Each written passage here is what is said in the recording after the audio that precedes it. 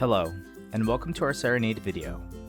In this video, we will go through the motions of e-filing a form directly into the Department of State's website.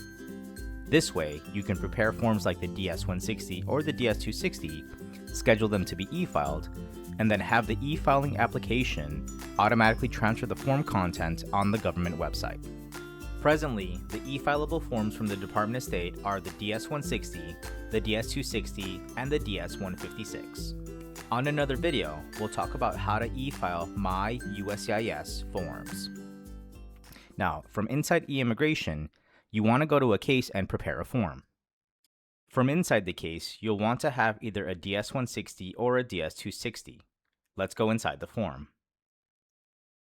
From inside the form, you'll want to make sure that the fields are filled out here. The reason being is when we schedule this form, all this information will populate onto the government website. You will go page by page making sure all the information is filled out. Once finished, you will click on Save. Once you have a prepared DS-160 or DS-260, the way to schedule this form to be e-filed is you'll want to first lock the form, meaning no one else can make changes onto the form. And to the right, you'll see an e-filing column, where it will say to schedule. When we click on Schedule, this will send it to something that's called our e-filing application. It's a Google Chrome extension, which once it's downloaded, you'll see it there and you'll be able to launch it. If you do not have the Google Chrome extension downloaded yet, if you go to the Tools section on the left and go to e-filing, there will be a link to download the new eIMMIGRATION e-filer extension. This will then take you to the Google Chrome store where you'll be able to download it and then add it to your extensions on Google Chrome. Once downloaded, you'll now see it in your extensions. To launch the extension, click on the eIMMIGRATION e-filer. The first thing it will ask you is to input your website name. This information can be found a couple ways. One is if you're still in that e-filing page, you'll see your website name there. Simply copy and paste it onto the extension. Or if you have navigated away from this e-filing page, on your URL, you'll also see that specific website name distinct to your organization. You don't have to copy the whole URL. You simply want to copy the specific thing that pinpoints to your organization and your site. Once you have the website name, you'll click on Login. And from here, you'll now see all the forms that have been scheduled to be e-filed. Once finding your form ready to be e-filed, in this example a DS-160, we'll click on it. And in doing so, on the actual web browser, you'll be taken into the government website. From here, you'll have the option of either retrieving an application if you had already started one, or you can start an application. In either option, you will be asked to enter a little CAPTCHA here.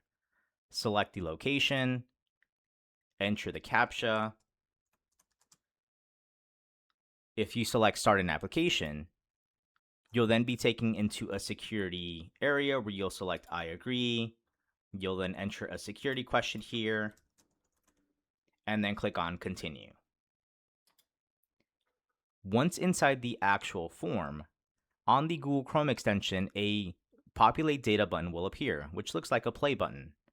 If you click on this play button, this will then start to populate all your form information onto the form that you're working on. The more information you have on here, the more information will populate onto this form. You will then click on the next page. And in similar fashion, you will come back to your Chrome extension, click on the Populate Data button, and as we previously saw, the information will populate over onto the government website. You'll go section by section on the tabs to the left using the same method, clicking on Next, clicking on Populate Data, until fully completing the form on the government website. Once you are finished with the form, you could always come to the Google Chrome extension. You can click the Select option and click on Complete. From here, it'll ask you to enter a reference number, which could be the application ID, or it could be anything you want it to be. By me entering this information and marking it as complete, the form will no longer appear in the list of forms that are ready to be e-filed. And if I go back to the case, I'll now see that the form will show as completed. It'll show what day it was completed and that reference number. Should I need to reschedule this form, I do have the option of rescheduling it, and in doing so, it'll bring back the form into the e-file in Chrome extension. This concludes our video on e-filing forms on the Department of State website.